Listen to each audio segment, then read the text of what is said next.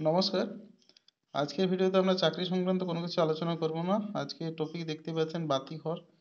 বাতিঘর অ্যাকচুয়ালি একটি সংস্থা যা পুরুলিয়া জেলার আর্থিক দিক থেকে অসচ্ছল পরিবারের মাধ্যমিক এবং উচ্চ মাধ্যমিক পরীক্ষায় উত্তীর্ণ মেধাবী ছাত্রছাত্রীদের পাশে দাঁড়াতে প্রতিজ্ঞাবদ্ধ। আজকে নোটিশই পাবলিশ হয়েছে, দেখুন 2/5/2025 এই নোটিশটি পাবলিশ হয়েছে।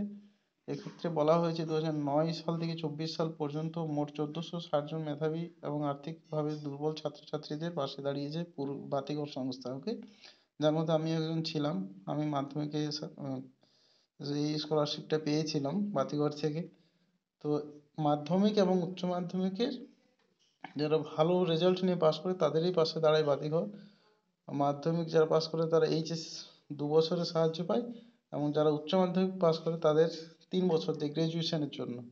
ঠিক আছে, বই খাতা এবং অ্যাডমিশন ফিগুলো দেয়। এখন কি কি দেয় আমি সঠিক জানি না। তো যাই হোক, অ্যাপ্লাই করতে পারেন 20/5/2025 মধ্যে। তো আপনাদেরকে প্রধান শিক্ষকের অনুমোদন ক্রমে একটি ফর্ম আছে, ফিল আপ করে জমা করতে হবে। ফর্মটি দেখিয়ে দিচ্ছি একটু। এই হচ্ছে ফর্মটি। দেখুন, বাতিঘর পুরুলিয়া, রেজিস্টার নাম্বার করে দেওয়া আছে একটি সংস্থা। যাই হোক, এখানে আপনাদের একটা আচ্ছা আচ্ছা ফটো দেওয়ার জায়গা নয় এটা, ঠিকানা দিয়েছে। জমা করতে হবে একে distributors, station road, Purulia. MS ময়দানের সামনে একটি বই দোকান বটে একে ডিস্ট্রিবিউটার্স, ওখানে আপনাদেরকে জমা করে আসতে হবে। এই ক্ষেত্রে ডিটেলস তো দেখতেই পাচ্ছেন। হেড অফ দ্য ইনস্টিটিউশন অর্থাৎ আপনার হেডমাস্টারের সাইন লাগবে, এবং মার্কশিটের জেরক্স কপি তো অবশ্যই যুক্ত করতে হবে। তো যাই হোক, এই ছিল আপডেট।